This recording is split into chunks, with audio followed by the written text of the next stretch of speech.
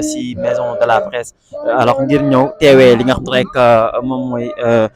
li nga xam rek moom moo di exigence de la libération du journaliste de Pape Alé Niang ñu teewlu kàddu suñu mbokku taskatu xibaar yi fii si maison de la presse.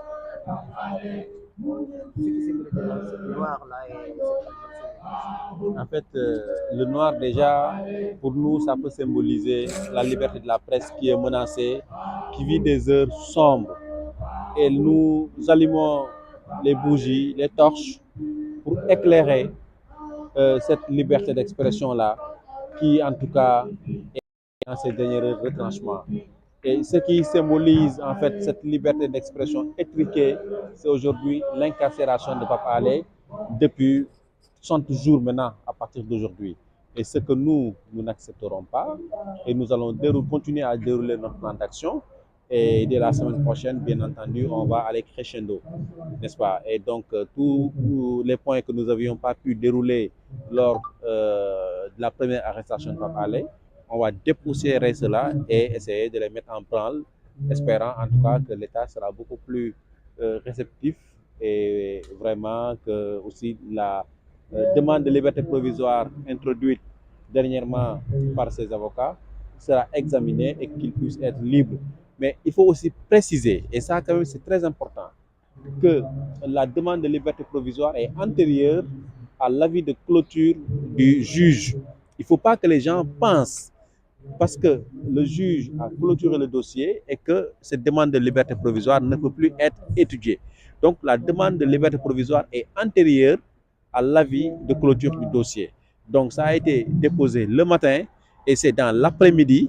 ou en tout cas c'est dans l'après-midi que le juge a délivré cet avis de clôture du dossier. Donc il ne faut pas qu'on vienne nous raconter ici des histoires, des sornettes.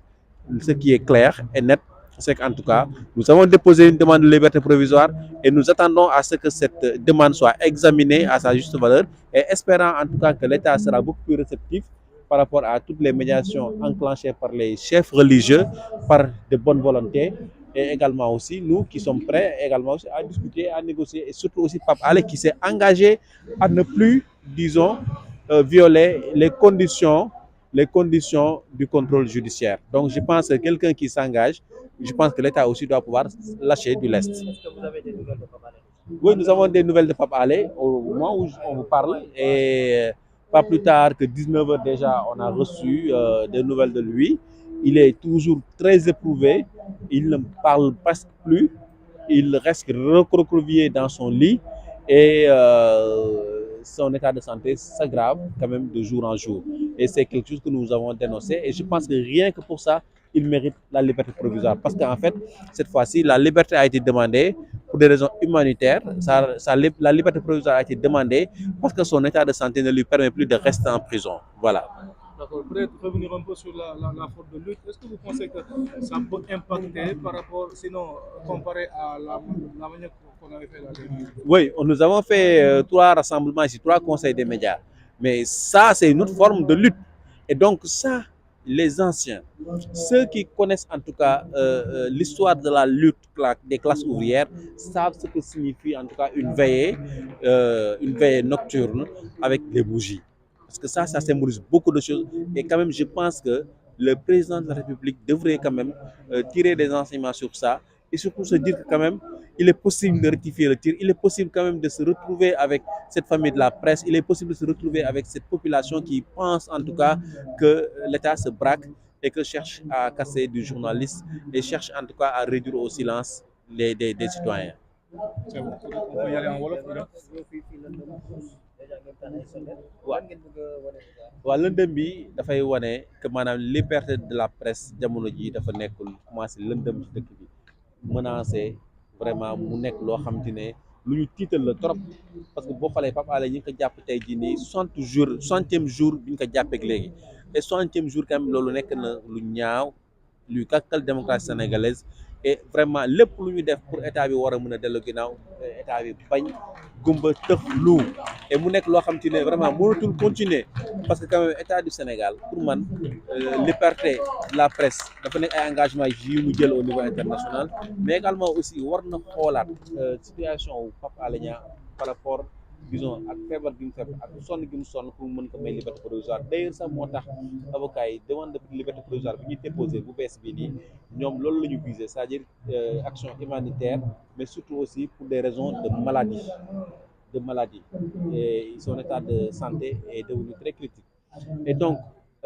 dañuy wax rek que liberté provisoire bi ñuy déposé moo jiitu avis de clôture dossier bi nga xam ne juge bi jël na ko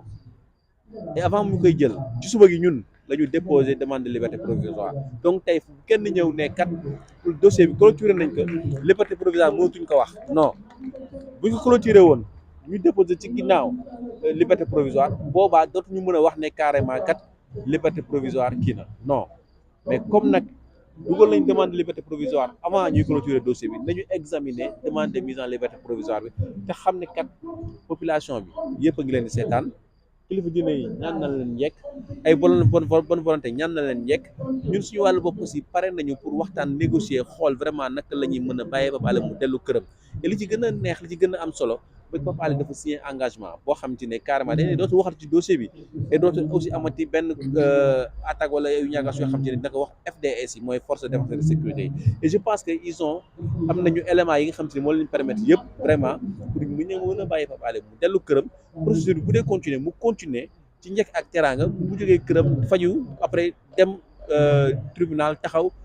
ñu wax ci dossier bi mu bu dee buy jeex mu jeex nu muy mujjee ñu mujjee ko mais vraiment liberté provisoire bi ñu déposé moo jiitu avis de clôture du dossier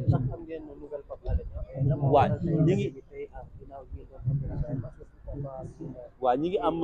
nouvelle u Pape Alé tey ci timis nii rek lañ mujjee am ay nouvelle am et ba léegi mi ngi tëdd banku mënatul sax wax ndax loof na sonn na et chaque jour aussi dañuy gën a tiit parce que gëm naa ne même bu dee deewul ci kaso bi bu génnee lépp lu mu amoon dina ko fajoo ndax sonn goo xam te ne métti na trop et it nag forme de lutte bi boo ko gisee ñi nga xam te ne xam nañu les luttes de la classe ouvrière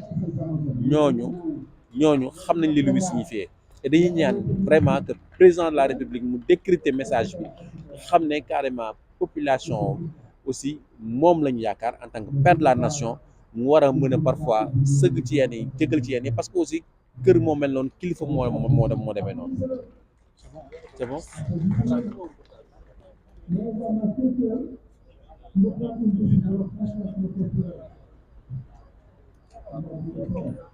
alors mu nekkoon ki nga xam rek moom moo di Ibrahima Lissa Faye di taskatu xibaar donc yëkkati woon ay kaddu jëmale ko nag si li nga xamante ni moom mooy si mbirum Pape Alé Niang alors dégg ngeen kaddu yëpp yi nga xam rek yëkkati na ko jëmale ko si bile mbir donc déjà ñu ñëwaat si Ismaïla mi rek daanaka moom tamit nekk journaliste alors si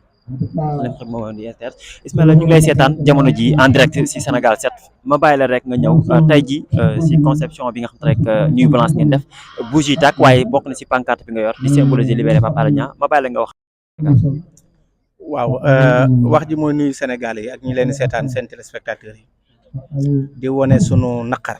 di wone sunu tristesse ci lii nga xamee ne kenn ci ñun du ma ne ci presse bi dama naan ci réew mi di ko dund te mérito wu ko damay faral wax ne Pape Alé li mu def ci démocratie li mu def ci presse bi li mu liggéeyal réewam mérito wul lii nga xamee ne tey moom lay dund. maa ngi koy wax léegi 31 décembre sama doom moom may wax naan ma papa lañ la ñuy xaar ci reer ma ne ko yaa ko tal xalaat doomu Pape Alé Niang ne moom talul reer xalaat jabaru Pape Alé xam ne moom talul reer xalaat yaayu Pape Alé ak i mbokkam xam ne ñoom taluñu reer te du lu mu mérito bu doon ne tey naa ma ko lii muy dund noonu sax mérito wu ko waxuma la koo xam ne dafa liggéeyal démocratie liggéeyal presse bi liggéey lu rëy ci réew mi te jàpp naa ne tey jàpp ma woon de man ni bés kii di njiitu réew mi dana nekk président de la république Pape Alé di dund lii 24 heures ci réew mi ñu koy ñaan moom président de la république mu bàyyi xel ci koo xamee ne amoon nañ wëllëre démb ak barki démb muy Pape Alé Niang mu libéré ko ngir Pape Alé fu mu jaar ak moom mu libéré ko ngir Pape Alé li mu liggéey ci démocratie mais mu libéré ko ngir li mu def ci presse bi tey lii jàpp naa nag waroon nañ koo defee neneen tey dañoo waroon a am mbégte daje ndax Nuit Blanche nag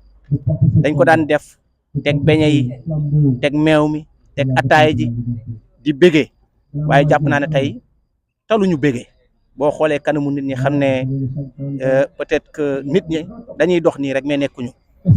xariti Pape Alé yi ñi mu liggéeyee ndool ñëpp ñëw tey di ko soutenir di ko jàppale lii nag moo ñu ko lebal moo ko lebal réew mi moo tax ñu ko koy fay ñuy ñaan rek bu baax ñu bàyyi Pape Alé mu ñibbi ñu bàyyi Pape Alé mu ñibbi ñu bàyyi Pape Alé mu ñibbi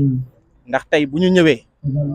nit ñi talu ñoo toog ci chaise talu ñoo toog ci ay fauteuil lal ay mer gàddu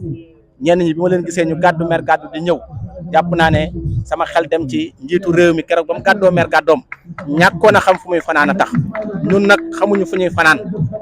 ñu toog fii di yëkkati suñu kàddu di soutenir suñu xarit di soutenir suñu frère muy Pape Alé nañ ko bàyyi mu ñibbi ci njabootam Pape Alé liggéeyalul réew mi lu mu mérito lii muy dund tey fii ñu toog géej gii lañ daan jàkkaar lool te Pape Alé dañoo jàppoon suñuy maam jaarale leen ci géej gii waroon nañoo bañ a rus sax toog fii di wax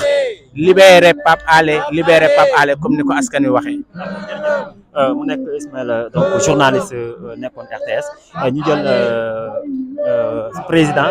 yaa ngi en direct ci Sénégal.